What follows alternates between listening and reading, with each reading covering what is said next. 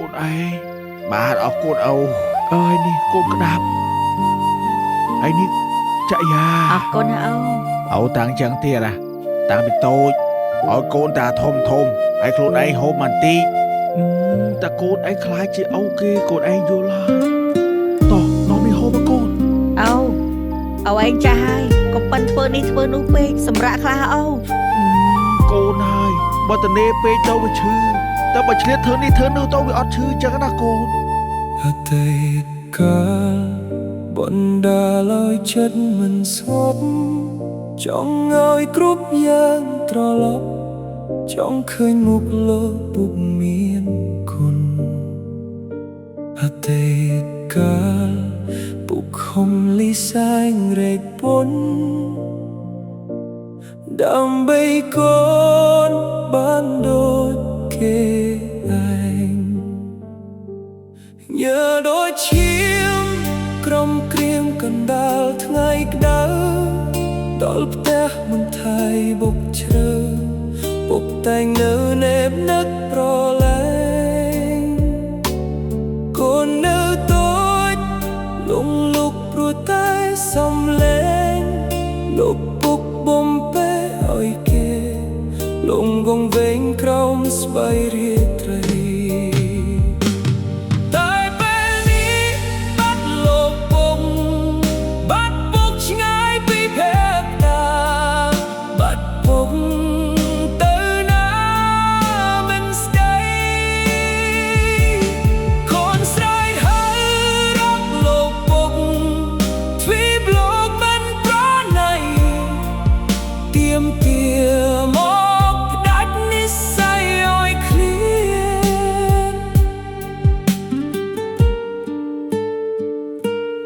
ចង់ជួបមុខចង់ឃើញពុកនៅចិត្តកូនពីពេកបំពេលលួងលោមធ្វើឲ្យកូនរត់នៅស្រណោមានថ្ងៃនេះដោយសារគុណពុកសន្តា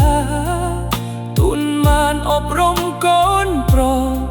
មិនឲ្យខូលូធំដឹងដីប្រសិនបើលោកពុកឃើញខ្ញុំពុកនឹងសប្បាយចិត្តតែបើកូនចង់ឃើញលោកពុកកូនមិនដឹងថាជួបលោកពុកដោយរបៀបណា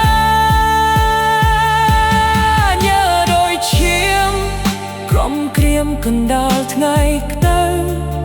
ដល់ផ្ទះមិនថាយប់ត្រូវ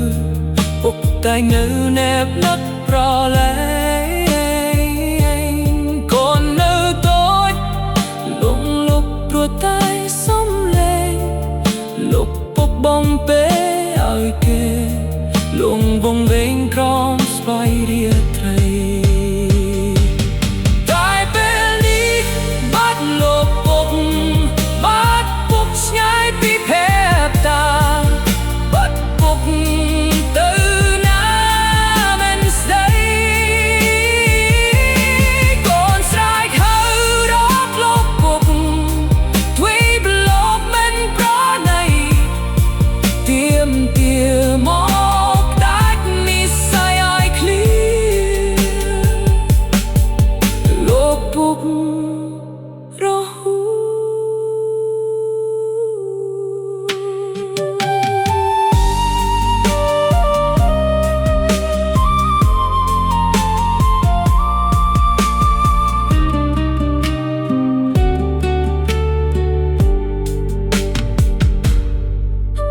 រហូត